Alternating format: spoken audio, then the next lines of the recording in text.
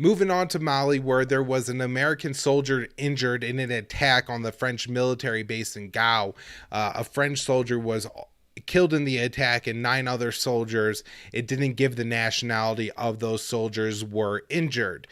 These soldiers were a part of Operation Barkhane, and that's France's forever war in the Sahel region. If you want more background on that, check out the episode of the show.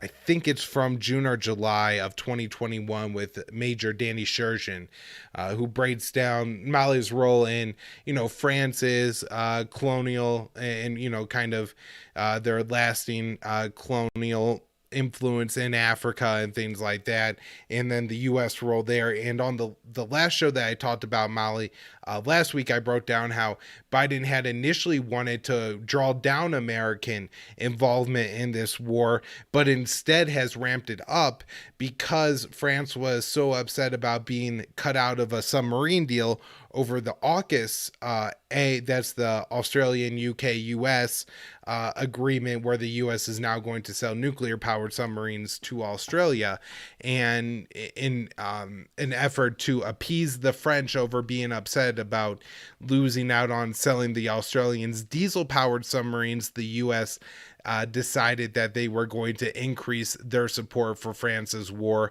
in the Sahel, which had lost popular support in France. And so Macron was drawing down what France was doing in Mali. And as France and stuff withdrew and drew down in Mali, and a military coup happened.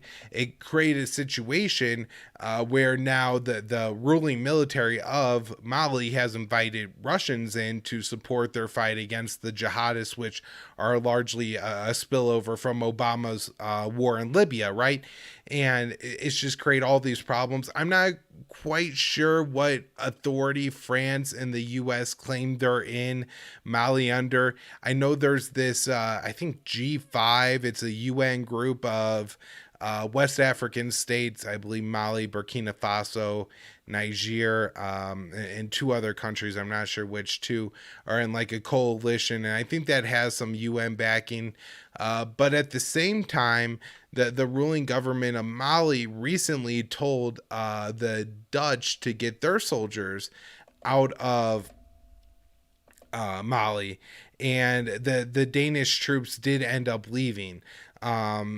So this was very interesting that the Malian ruling government here, even though it is just a military government, was able to demand that Denmark pull out its troops, and then they end up doing so, right? This is, I guess, unexpected. I would think that if a Western government put their troops in Africa and the African country told them to leave, and there were U.S. and French troops there, that would be enough to keep those troops in Mali. But that's not actually what happened here. And in fact, initially the French told the Denmark that they should keep their soldiers there, and that there was a request from the previous government that existed before the military took over that told them that they could stay, and that wasn't good enough, and so now Denmark is withdrawing its soldiers.